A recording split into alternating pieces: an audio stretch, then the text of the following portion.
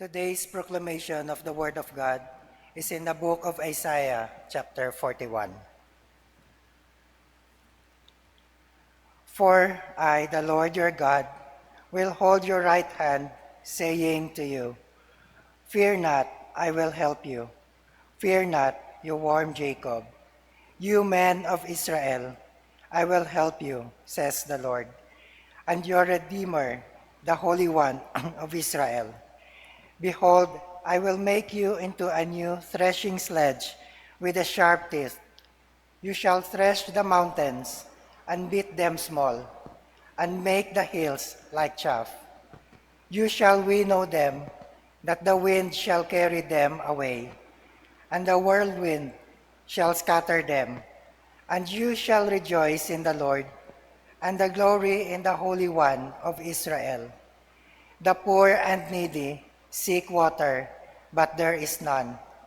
Their tongues fail not for thirst. I, the Lord, will hear them.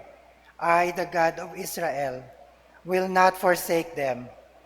I will open the rivers in desolate heights and fountains in the midst of the valleys. I will make the wilderness full of water and the dry land springs of water. I will plant in the wilderness the cedar and the acacia tree, the myrtle and the oil tree. I will set in the desert the cypress tree and the pine and the box tree together, that they may see and know and consider and understand together that the hand of the Lord has done this, and the Holy One of Israel has created it. The word of the Lord. Thanks be to God. Please stand for our responsorial psalm. And let our response be, The Lord is gracious and merciful, slow to anger, and of great kindness. Altogether, the Lord is gracious and merciful, slow to anger, and of great kindness. I will extol you, my God, O King. I will bless your name forever and ever. The Lord is good to all, and his tender mercies are over all his works. Response. The Lord is gracious and merciful, slow to anger, and of great kindness. All your works shall praise you, O Lord, and your saints shall bless you. They shall speak of the glory of your kingdom and talk of your power. Response. The Lord is gracious and merciful, slow to anger, and of great kindness. To make known to the sons of men his mighty acts and the glorious majesty of his kingdom. Your kingdom is an everlasting kingdom, and your dominion endures throughout all generations. Response. The Lord is gracious and merciful, slow to anger, and of great kindness. Glory be to the Father, and to the Son, and to the Holy Spirit. As it was in the beginning, is now, and ever shall be, world without end. Amen.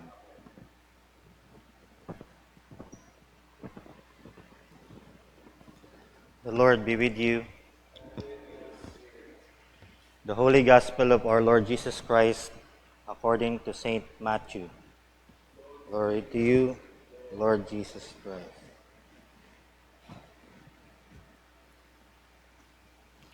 Assuredly I say to you, among those born of women, there has not risen one greater than John the Baptist. But he who is least in the kingdom of heaven is greater than he. And from the days of John the Baptist until now, the kingdom of heaven suffers violence, and violent take it by force. For all the prophets and the law prophesied until John. And if you are willing to receive it, he is Elijah, who is to come.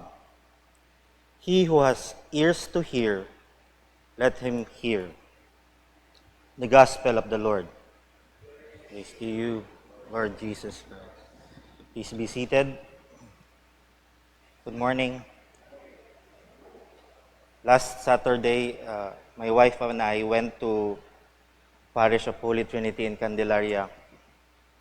And for our second session on a worship music seminar under delegated authority from our bishop. And we went there after the harp and bowl, and throughout those days last week, medyo busy kami. And we have overnight preparation only. And we have prepared based on our curriculum on how to teach. But one of the first times for me is everything changed. When I went sa Sakyan, may isang topic. But when we started teaching already, there are 3 topics within, nag-umpisa ka pa lang. Nagtatlo siya. Why is this happening? Sabi ko, bakit ganito? I don't usually speak. I am always prepared. I do my research, but things happen like that, no? And what I've learned is God is talking to us. Sabi sa gospel dito, he who has ears to hear, let him hear. And the gospel today talks to us about violent and violence, take it by force. The 3 topics that came out of those among mini seminar sa Candelaria is the topics about the 3 spirits. Halindu, kung bakit violent. Why the kingdom of heaven suffers violence. The first one, the kingdom of heaven suffers violent because first is pride. This Advent, as we wait, as we meditate on the Word of God, we look into our hearts. The first sin ever committed in the whole universe is pride. I would like us to just meditate, think about this madagong manabiro topic nga ra, and it comes to us on a personal level. We have pride, may bugal abi kita sa atong tagipusoon. And when we realize that, how can humility naman, how can humility take pride by force away? Think of it in your quiet time today. There are 3 things. The first one is yung pride. And how can you battle that? Humility. The second one, which is the first sin of mankind, is disobedience. Second in the universe. No? If you think about it, what can we do to battle disobedience? The obedience. And the third one is yung envy and hatred. Kay Cain at kay Abel. So, how can we take envy and hatred by force to convert it into God, kay God? Be grateful in what you have. There's these 3 things. Usually si God din nagko-compare, but here he compared John the Baptist with the least in the kingdom. Why? From the prophets of old, si John the Baptist yung pinaka-great. Bakit? Kasi he prepared the way. He is the one, sabi di kara Elijah Kasi sabi sa Malakay, he is the one gin-prophesy ni Malakay to prepare the way for Jesus. So, how come he compared it to the least in the kingdom of heaven? Sino yung least in the kingdom of heaven? What is the story behind that? Yung least in the kingdom of heaven is those people already know the suffering of Jesus on the cross. The deep love of God for us on the cross. Hindi pa na-experience nila John the Baptist yan and the prophets of old. So when we realize the love of God, and we realize how the example of Him in the cross, makita natin yun, it's easy for us to battle these three aspects na pinakita sa atin ni Lord. Pride, arrogance, disobedience, and envy, hatred, jealousy. This Advent season, let us just reflect on how we can navigate with these spirits around us. Kasi sabi dito, these spirits, violent. And you have to be violent. You have to be the forceful ones. How can humility be forceful? Think. Ato niya, muni-munihan. How can meekness, humility be forceful? Paano? You think of Jesus on the cross.